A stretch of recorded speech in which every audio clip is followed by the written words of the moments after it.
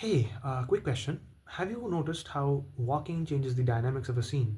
I mean, there is two kind of power, right? There is established power and there's power in the making. And walking plays a very important role. I'll explain how. And this is not a filmmaking trick or a drama lesson. I'm just saying it. It's my observation, okay? I don't know anything about either of them. Okay, so the first example, Dune Part 2, the climax, where Liz Al Gaib is revealing his identity. Here, Paul Atreides has to say the fact that I am Paul Atreides, son of Leto Atreides, Duke of Arrakis. That's the line. But Timothy Chalamet, who plays Paul Atreides, does a very weird thing. He walks from one end of the room to the other, which is unnecessary and doesn't add up to the story. But why does he do it? He does it, I believe, because it shows that he doesn't care if the emperor is listening. He knows that I am Paul Atreides, I am the real power now. I have the balls in my court. So it's just that he doesn't need to pay attention, right?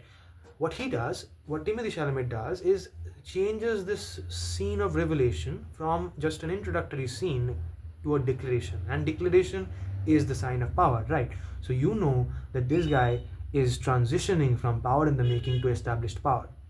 Now, a similar scene, but from the movie Godfather. Okay, the Godfather, Michael Corleone is talking about taking revenge because his father has been shot. It's a weird scene, okay, because everyone laughs at Michael Corleone when he says that. But why? Because Michael Al Pacino, great actor, strong performance. But you kind of get confused that I mean, it does sound childish though. But we've seen Vito Corleone do the same thing, sitting down and talking. But the difference is Vito Corleone from the beginning of the film, you know that this guy is established power. Okay, this guy is the main person. If he says something, he'll do it. He means it.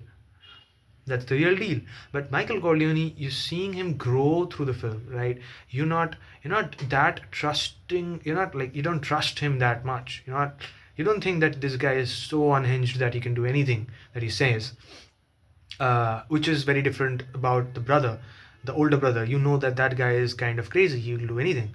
So that is the difference, I guess. And Michael Corleone does that. He's sitting while he's speaking, think that that power comes in inheritance, but that doesn't. You have to gain it.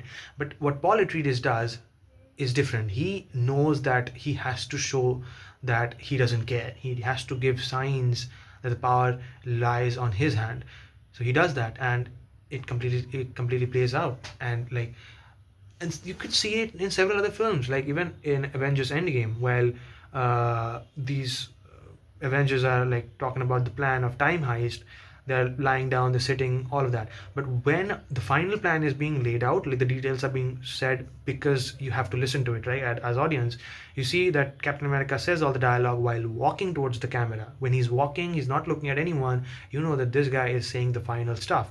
So you have to listen to this. Okay, it's a major plot point.